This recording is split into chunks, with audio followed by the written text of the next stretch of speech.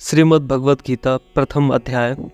धृतराष्ट्र बोले, हे संजय, धर्मभूमि कुरुक्षेत्र में एकत्रित युद्ध की इच्छा वाले मेरे और पांडु के पुत्रों ने क्या किया। संजय बोले, उस समय राजा दुर्योधन ने व्यूह रचना युक्त पांडवों की सेना को देखकर और द्रोणाचार्य के पास जाकर यह वचन कहा, हे आचार्य, आपके बुद्धिमान शिष्य द्रुपद पुत्र धृष्टद्युम्न द्वारा व्यूहकार खड़ी की हुई पांडु पुत्रों की इस बड़ी भारी सेना को देखिए। इस सेना में बड़े बड़े धनुषों वाले तथा युद्ध में भीम और अर्जुन के समान सूरवीर सात्विकी और विराट तथा महारथी राजा द्रुपद, धृष्टकेतु और चैकितान तथा बलवान काशीराज, पुरजित, कुंती भोज और मनुष्य में श्रेष्ठ सैव्य पराक्रमी युधामन्यु तथा बलवान उत्तमौजा, सुभद्रा पुत्र अभिमन्यु एवं द्रौपदी के पांचों पुत्र, ये सभी महारथी हैं।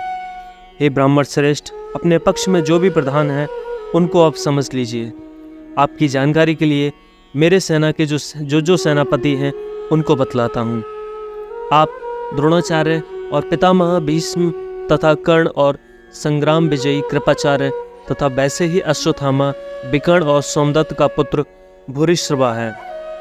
और भी मेरे लिए जीवन की आशा त्याग देने वाले बहुत से सूरवीर अनेक प्रकार के शास्त्रों में से सुसज्जित और सबके सब युद्ध में चतुर हैं। भीष्म पितामह द्वारा रक्षित हमारी वह सेना सब प्रकार से अजय है और भीम द्वारा रक्षित इन लोगों की यह सेना जीतने में सुगम है। इसलिए सब मोर्चों पर अपनी अपनी जगह स्थित रहते हुए आप लोग सभी निसंदेह भीष्म पितामह की ही सब ओर से रक्षा करें। कौरवों में वृद्ध बड़े प्रतापी पितामह भीष्म ने उस दुर्योधन के हृदय में हर्ष उत्पन्न करते हुए उच्च स्वर से सिंह की दहाड़ के समान गरज कर शंख बजाया। इसके पश्चात शंख और नगारे तथा ढोल, मृदंग और नरसिंगे आदि बाजे एक साथ ही बज उठे। उनका वह शब्द बड़ा भयंकर हुआ। इसके अनंतर सफेद घोड़ों से युक्त उत्तम रथ में बैठे हुए श्री कृष्ण महाराज और अर्जुन ने भी अलौकिक शंख बजाए।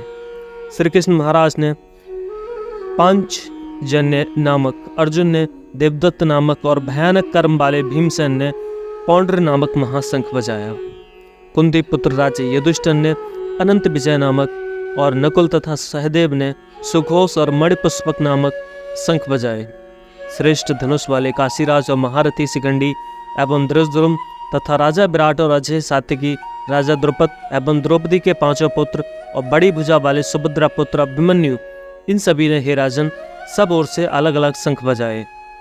और उस भयानक शब्द ने आकाश और पृथ्वी को भी बुझाते हुए धृतराष्ट्रों के अर्थात आपके पक्ष वालों के हृदय विदीर्ण कर दिए।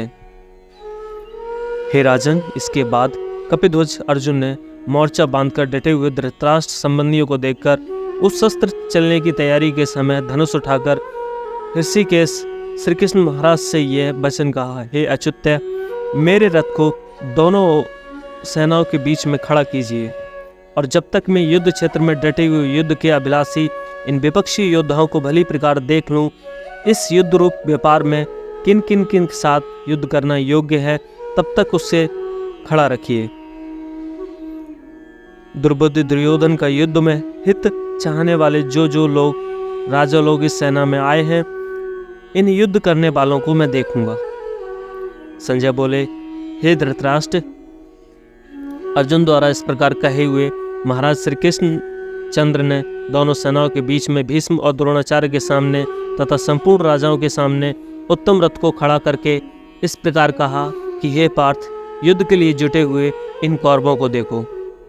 इसके बाद प्रतापपुत्र अर्जुन ने उन दोनों ही सेनाओं में स्थित ताऊ चाचाओं को, दादा परदादाओं को, गुरुओं को, मामाओं को, भाइयों को, पुत्रों को, पोत्रों को तथा मित्रों को, ससुरों को और सहोदरों को भी देखा। और 27वें पूर्वार्ध को उन उपस्थित संबंध बंधुओं को देखकर वे कुंती पुत्र अर्जुन अत्यंत करुणा से युक्त होकर शोक करते हुए यह वचन बोले।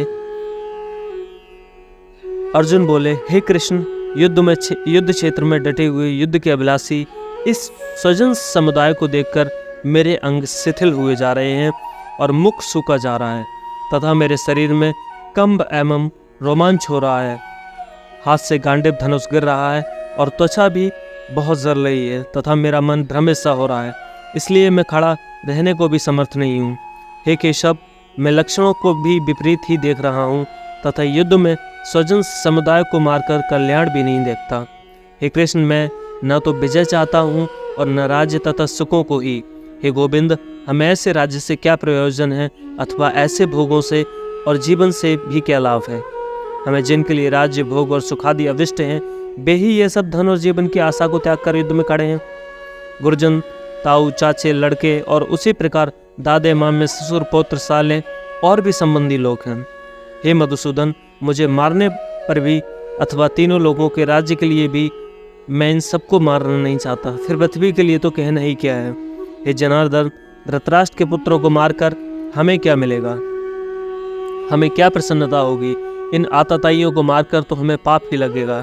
अतः वे माधव, अपने ही बांधव धृतराष्ट्र के पुत्रों को मारने के लिए हम योग्य नहीं हैं, क्योंकि अपने ही कुटुंब को मारकर हम कैसे सुखी होंगे।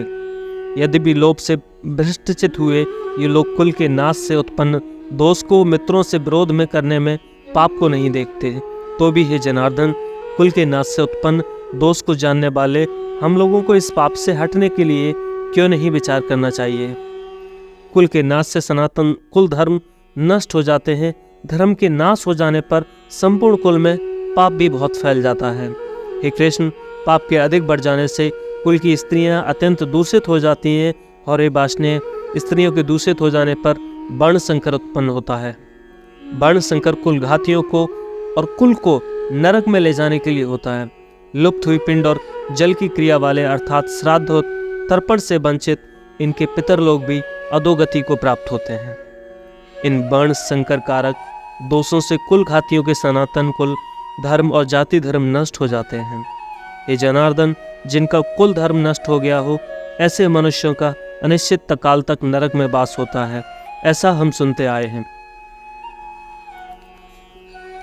हाँ, शोक हम लोग बुद्धिमान होकर भी महान पाप करने को तैयार हो गए हैं, जो राज्य और सुख के लोभ से स्वजनों को मारने के लिए उद्यत हो गए हैं। यदि मुझ शस्त्र रहित अब सामने न करने वाले को शस्त्र हाथ में लिए हुए धृतराष्ट्र के पुत्र रण में मार डालें, तो वह मारना भी मेरे लिए अधिक कल्याणकारक होगा। संजय बोले, रणभूमि में शोक से उद्विग्न मन वाले अर्जुन इस प्रकार कहकर बाण सहित धनुष को त्याग कर रथ के पिछले भाग में बैठ गए।